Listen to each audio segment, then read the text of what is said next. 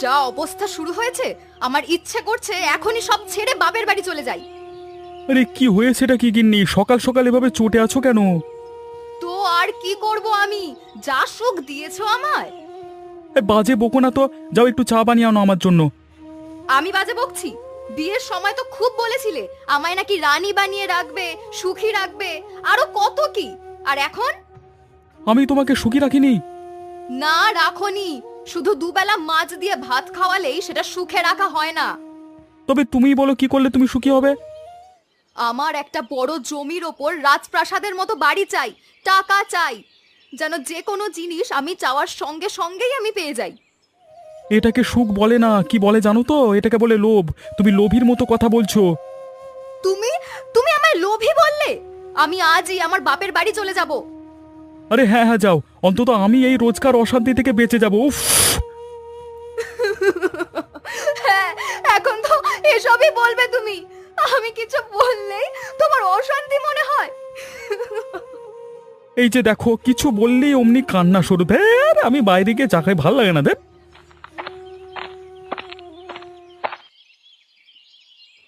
এই কোথায় যাচ্ছ গোপাল?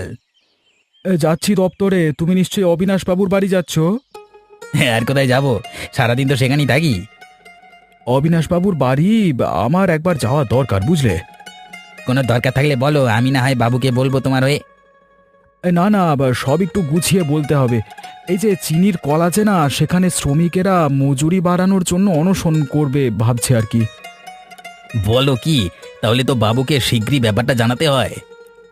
আমি এখন ভাবছি অবিনাশ বাবুর কাছে যাব কিনা। আরে দপ্তরে তো হবি। এই চলো চলো, আগে অবিনাশ বাবুর সঙ্গে গিয়ে ব্যাপারটা বলো, বুঝলে? বেশ বেশ, তাহলে চলো আগে সেখানেই যাই। হ্যাঁ হ্যাঁ, এই শ্রমিকদের মধ্যে বিবাদ লাগিয়ে যদি আমি ওই চিনি কলের ওই মালিক মানে ম্যানেজারের পদটা গ্রহণ করতে পারি, অন্তত অঙ্কের মোটা অঙ্কের বেতনটা পাওয়া যাবে।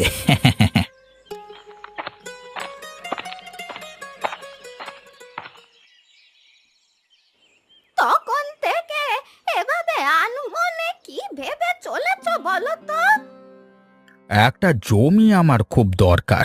ভাবছি হরিকান্তের ওই ক্ষেতের জমিটা যদি কোনোভাবে দখলে নেওয়া যায়।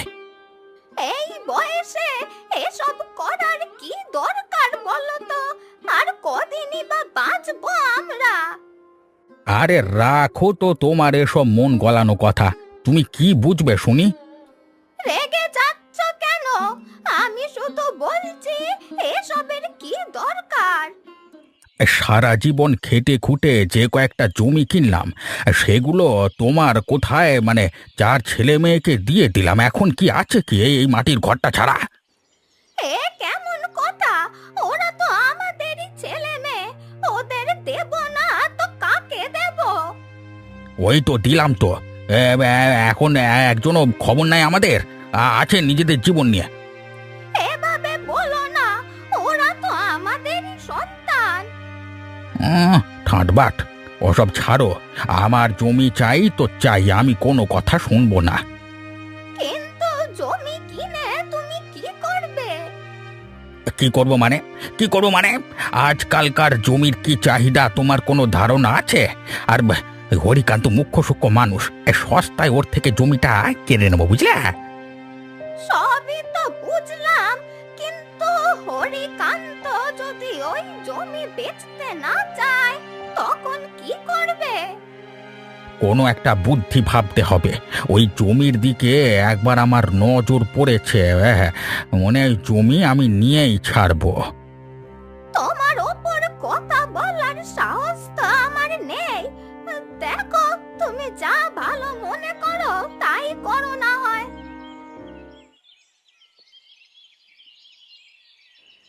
আরে বলো গোপাল খগেন, সকাল সকাল কি ভেবে আসা হলো?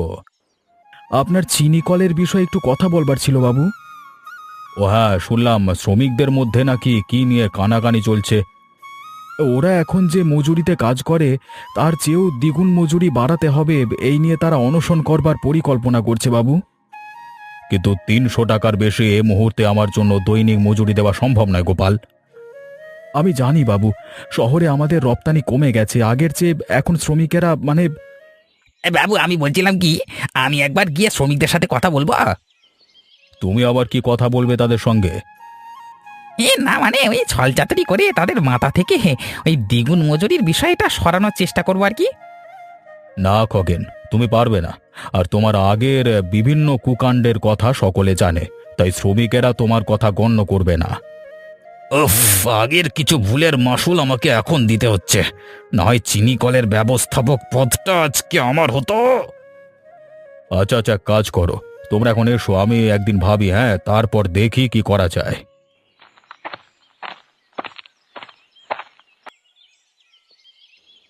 এইভাবে তোদের মধ্যে ঝগড়া হতে থাকলে সংসারে শান্তি আসবে কি করে নীলিমা? এই সংসার থেকে রেহাই পেলেই আমার ভালো। আমার একটা চাহিদা সে পূরণ করতে পারে না লতা। কিন্তু কি হয়েছে সেটা তো বলবি, কখন থেকেই তো কেঁদে যাচ্ছিস। আমি শুধু বললাম আমার একটা বড় জমিতে একটা রাজপ্রাসাদের মতো বাড়ি চাই। এটাই কি বেশি কিছু চেয়েছি বল? নীলিমা, তোকে বুঝতে হবে রতন দাদার তো অত সামর্থ্য নেই, তাই এসব অসম্ভব চাহিদা করা ছেড়ে দে তুই। আমি কোনো অন্যায় করিনি লতা, আর এটা আমার স্বপ্ন। এই ভাঙা মাটির বাড়ি আমার আর ভালো লাগে না। বোঝার চেষ্টা কর নীলিমা, অন্তত থাকার জন্য তো আমাদের বাড়ি আছে, অনেকের তো সেটাও নেই। অত কিছু আমি জানি না, আমি একটা সিদ্ধান্ত নিয়েছি লতা। কি সিদ্ধান্ত নিয়েছিস তুই? আগামী 1 বছরের মধ্যে আমার রাজপ্রাসাদের মতো বাড়ি আর জমি জমা চাই, নয়তো আমি এ সংসার আর করব না। এসব তুই কি বলছিস? তুই কি পাগল হয়ে গেছিস নীলিমা? বাহ, এই মেয়েকে যদি আমি হাত করতে পারি, ওর সাহায্যে আমি বহুদূর যেতে পারবো। আমার পরিকল্পনায় একা আমার সঙ্গী করতেই হবে।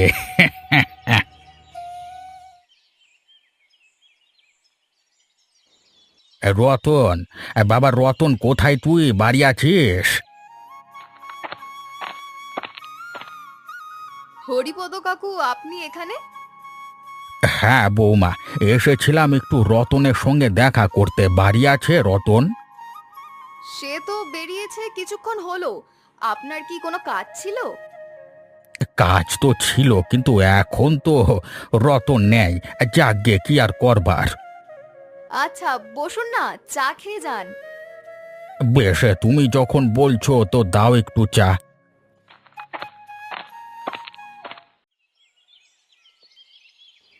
তো বৌমা, দিনকাল কেমন চলছে? মনে তো হয় বেশ সুখী চলছে সংসার। আর সুখ? আপনি তো জানেনই কাকু, আমার স্বামী কত গা ছাড়া একটা লোক। মূল কথা বলো, কি হয়েছে শুনি। আমি চাই একটা আরাম আয়েশের জীবন, একটা পাকা বাড়ি, টাকা পয়সা।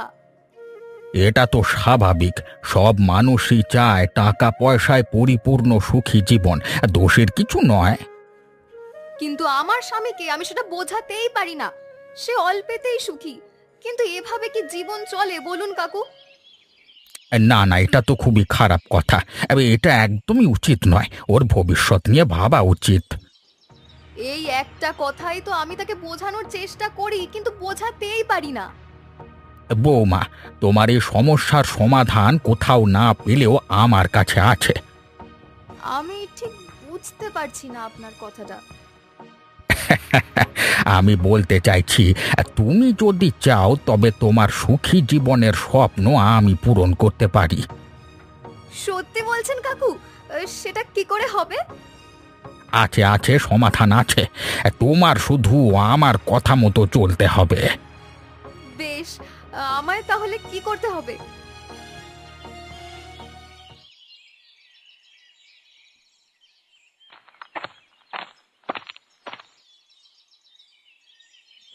আরে রতন, তুমি এখানে? কতদিন পর তোমার সঙ্গে দেখা হলো বলো তো। কোথায় থাকো তুমি আজকাল?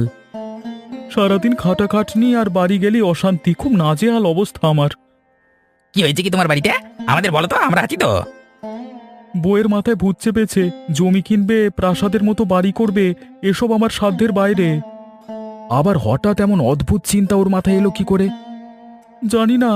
যখন থেকে ওর বাপের বাড়ি থেকে এসেছে না, তখন থেকে এই জেদ ধরেছে। আমার তো মনে হচ্ছে ওর বাপের বাড়ির লোকেরাই এখন ওকে বুদ্ধিটা দিয়েছে। বুঝতে পারছি না, এমন হলে আমার তো সংসারই টিকবে না। খগেন, তুমি আবার এত চুপচাপ হয়ে গেলে কেন? কি ভাবছো? গ্রামের লোকে বলা বলি করছে জানো, মানে গ্রামে মাটির নিচে কোথায় নাকি ইলিশ মাছের কচুরি আছে। মাটির নিচে? এ আবার কেমন কথা? কে বললে সব? হ্যাঁ, আরে অনেকেই আজকে কদিন ধরে বলতে শুনছি, মানে বলছে, শুনলাম ওই কচুরি খেলে নাকি মানুষ কখনো বৃদ্ধ হবে না, আর টাকা পয়সা যশ কোনো কিছুর অভাব থাকবে না। যদিও আমার বিষয়টি বিশ্বাসযোগ্য মনে হচ্ছে না, কিন্তু এমন হলে ভালোই হতো। আমি সন্ধান করে দেখব, যদি সত্যি সত্যি মাছের কচুরি পাই আমার সব দুঃখ শেষ হয়ে যাবে।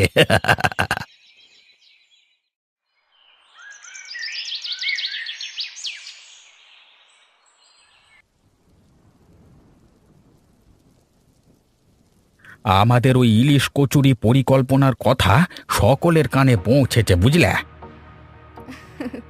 হ্যাঁ জানি, গ্রামের অনেকে তো ওই ইলিশ কচুরি খুঁজে বের করারও কথা বলছে। আরে আমি জানতাম বৌমা, এই গ্রামের মানুষ মুখ্য, তাদের বোকা বানানো খুব সহজ। কিন্তু এরপর আমরা কি করব?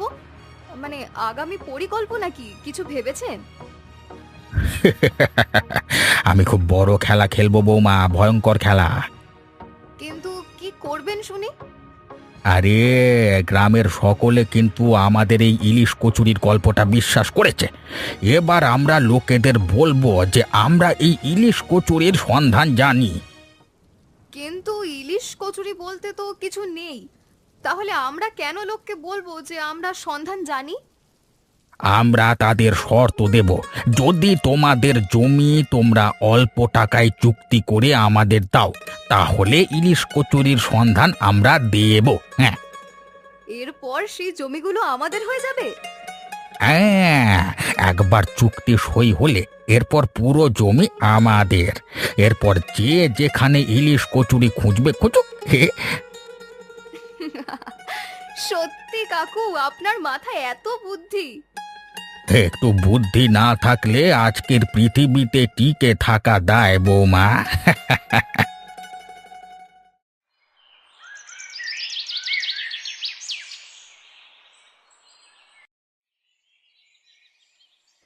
রহস্যে ঘেরা ইলিশ কচুরি তোলপাড় সব গ্রামে। খগেন, এই ইলিশ কচুরি আবার কি? আপনি জানেন না বাবু, এই ইলিশ কচুরি খুঁজতে পুরো গ্রাম উদ্গ্রীব হয়ে আছে। আরে ঘটনা কি আমাকে বলো দেখি। এই লোকের মুখে মুখে ছড়িয়ে পড়েছে, গ্রামেই কোথাও মাটির নিচে ইলিশ কচুরি আছে, যা খেলে মানুষ আর কখনো বৃদ্ধ হবে না। এ আবার কেমন কথা? ইলিশ কচুরি খেয়ে মানুষের বৃদ্ধ হওয়া বন্ধ হয়ে যাবে? তাই তো শুনছি, আর সত্যি বলতে আমি নিজেও খুঁজে চলেছি ইলিশ কচুরি। আমার তো একেবারেই বিশ্বাস হচ্ছে না। আমার মনে হচ্ছে এটা বড় কোনো গুজব। সে তো জানি না বাবু, কিন্তু গ্রামের সকলেই তো খুঁজছে ওই ইলিশ কচুরি। আমার ব্যাপারটা কেমন যেন অদ্ভুত লাগছে। এই কথা ছড়িয়েছে কোত্থেকে, কিছু জানো? না বাবু, সে তো জানি না, তবে আমি গ্রামের 4-5 জনকে বলতে শুনেছি, মানে একসঙ্গে, এই আর কি, তাই আপনাকে এসে বললাম আর কি। আমার একটু এই বিষয়টা নিয়ে ভাবতে হবে, একটু ঘেঁটে দেখতে হবে ব্যাপারটা কি।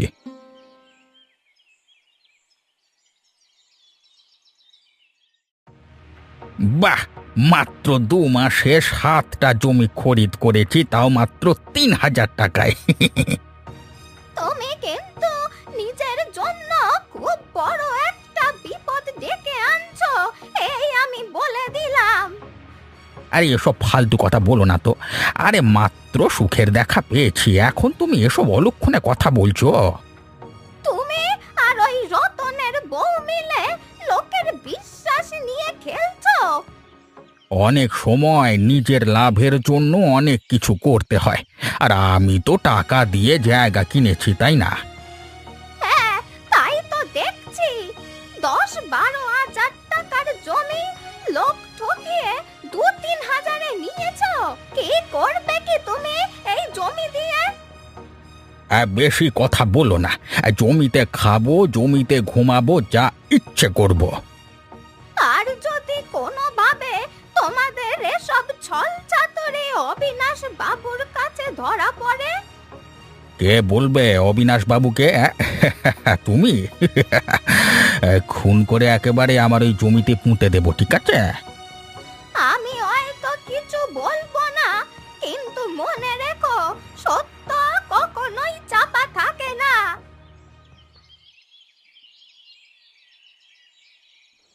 খগেন, তুমি কাঁদছো কেন? কি হলো তোমার? আমি সব দিক থেকে ফেঁসে গেছি বাবু, কি করব জানি না, আমার রক্ষে করুন। কিন্তু কি হয়েছে কি সেটা তো বলো। আমার একটা মাত্র জমি ছিল, সেই জমিটা হারিয়ে আমি সর্বশান্ত হয়ে পড়েছি বাবু। মানে, জমি কি করে হারালে? তুমি না কেঁদে আমাকে সব বলো তো খগেন। ইলিশ কচুরি, ওই ঘটনা বিশ্বাস করে আমি সেটা খুঁজে বেড়াচ্ছিলাম। 5 দিন আগে হরিপদ মশাই আমাকে বলেন তিনি ইলিশ কচুরির সন্ধান জানেন। ঠিক আছে, কিন্তু এটার সঙ্গে তোমার জমির সম্পর্ক কি? তিনি আমাকে বলেন আমি যদি আমার ওই 3 বিঘা জমিটাকে 2000 টাকায় বিক্রি করি, তবে তিনি আমাকে ইলিশ কচুরির সন্ধান দেবেন। তুমি ওই জমি বেচে দিলে, তারপর তিনি দিলেন তোমাকে ইলিশ কচুরির সন্ধান?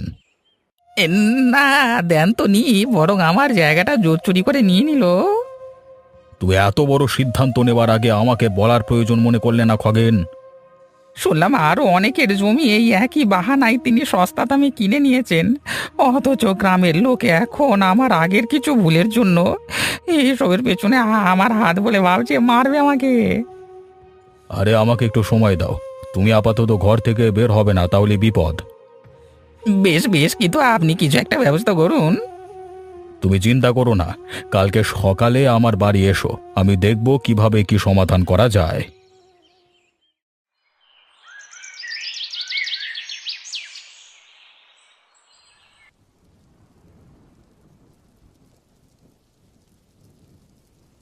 আপনার এই পরিকল্পনাটা যা কাজে দিয়েছে না হরিপদ কাকু, এই তো সবে শুরু। আরে আমার পরিকল্পনা অনুসরণ করলে শীঘ্রই তুমি মহারানীর মতো থাকবে।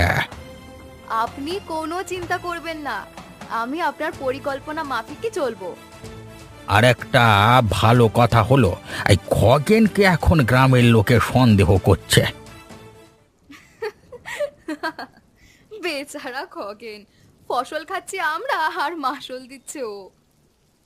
আরে ওকে লোকে সন্দেহ করলে আমাদের কি, আমরা তো বাঁচলাম। আমি তো ভাবতেও পারছি না, মাত্র 2 মাসে আমি 3টে জমির মালিক হতে যাব। সবে 3টে, আস্তে আস্তে পুরো গ্রামে আমাদের রাজত্ব হবে, দেখতে থাকো। এই গ্রামের মানুষ যে কি বোকা, তাদের মাথায় ঢোকেই না যে মাটির নিচে কোনো ইলিশ কচুরি হতেই পারে না। আরে সমস্যা তো একটাই, আরে আমার বউ, আমি তো ভয়ে আছি কোনো সময় জানি না সেই অবিনাশ বাবুকে গিয়ে আবার সব বলে দেয়। বাবা, এই জন্যই তো আমি রতনকে এখনো কিচ্ছু বলিনি, কিন্তু বুড়ি কাকিমা তো।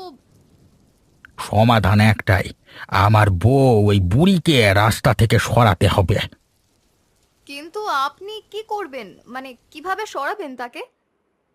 সময় সুযোগ বুঝে কয়েকদিনের মধ্যে বুড়িকে আমাদের খুন করতে হবে, আর এ কাজে তোমার সাহায্য চাই আমার। খুন? আস্তে কথা বলো, কেউ শুনে পেলে ফেঁসে যাব। কয়েকদিনের মধ্যেই আমাদের বুড়িকে পৃথিবী থেকে সরিয়ে দিতে হবে। কিন্তু যদি ধরা পড়ে যায়? সে চিন্তা করো না, আমি ঠিক সামলে নেব।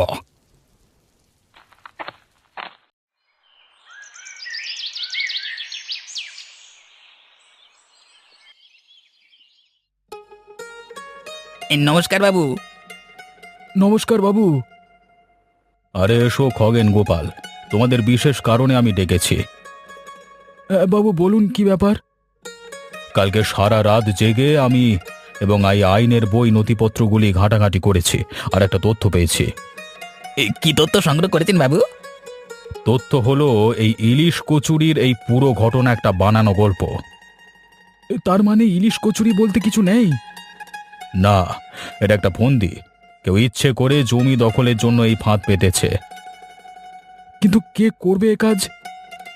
আমি জানি এই কাজ কে করতে পারে, ওই হরিপদ, তিনি এসব কাজ করেছেন। ঠিক বলেছ খগেন, যাও তাহলে তাকে ধরে নিয়ে এসো। কেমন আছেন অবিনাশ বাবু? আমি তো ভালো আছি, কিন্তু আপনি বেশিক্ষণ ভালো থাকবেন না। আমি ঠিক বুঝতে পারছি না অবিনাশবাবু, কি বলছেন আপনি? আপনি গত কয়েক মাসে ইলিশের কচুরির সন্ধান দেবেন এ কথা বলে অল্প টাকায় জমি আত্মসাৎ করেছেন। আমি আমি মানছি সেসব, কিন্তু আমি টাকার বিনিময়ে কিনেছি বাবু। শোনো হরিপদ, তোমাকে শেষবার বলে দিচ্ছি, আমি তোমাকে 3 দিন সময় দিলাম। আগামী 3 দিনের মধ্যে মাটির নিচ থেকে ইলিশের কচুরি খুঁজে বের করবেন, আর যদি না পারেন যতদিন বাঁচবেন হাজতে বন্দি থাকতে হবে। কিন্তু বাবু আমি তো শুধু... ধ্যাৎ, কোনো কথা নয়, আপনাকে খুঁজে বের করতেই হবে।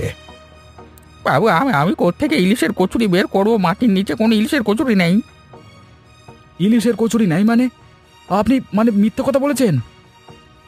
ক্ষমা করুন বাবু, জমির লোভে পড়ে আমি আর রতনের বউ নীলিমা মিলে এই পরিকল্পনা করেছিলাম, ক্ষমা করে দিন। নীলিমা? এই খগেন, যাও তো নীলিমাকে ধরে আনো তো। আমায় আমায় কেন ধরে আনা হয়েছে এখানে? কি করেছি আমি? আমাকে ছেড়ে দিন। নীলিমা, হরিপদর দাবি ইলিশ কচুরির এই মিথ্যে ফাঁদে তার সঙ্গে তোমার হাত আছে। উনি মিথ্যে বলছেন, আমার এসবে কোনো হাত নেই। ওনার কাছে কি কোনো সাক্ষ্য প্রমাণ আছে এই কথার? প্রমাণ আমার কাছে আছে, আমি সাক্ষী। কে আপনি? চেহারা ঢেকে আছেন কেন? এই রতন তুমি? হ্যাঁ আমি। বেশ কিছুদিন ধরে নীলিমার ওই হরিপদ কাকুর বাড়ি আসা যাওয়া বেড়ে যাওয়ায় আমার সন্দেহ হয়, তাই আমি ওকে অনুসরণ করি। তুমি আমায় অনুসরণ করতে? হ্যাঁ, কালকে সন্ধ্যায় তোমাদের কথা আমি শুনেছি। বাবু, এই পুরো ফাঁদটায় আমার স্ত্রী সামিল আছে, আমি নিজে সাক্ষী। আর ওরা বুড়ি কাকিমাকে মেরে ফেলবার পরিকল্পনাও করছিল। রতনের সাক্ষীতে এটা প্রমাণিত, নীলিমাই এই ফাঁদের মূল। আর তাই হরিপদ আর নীলিমা, তোমরা চিরজীবন হাজতে পৌঁছবে, এটাই শাস্তি তোমাদের।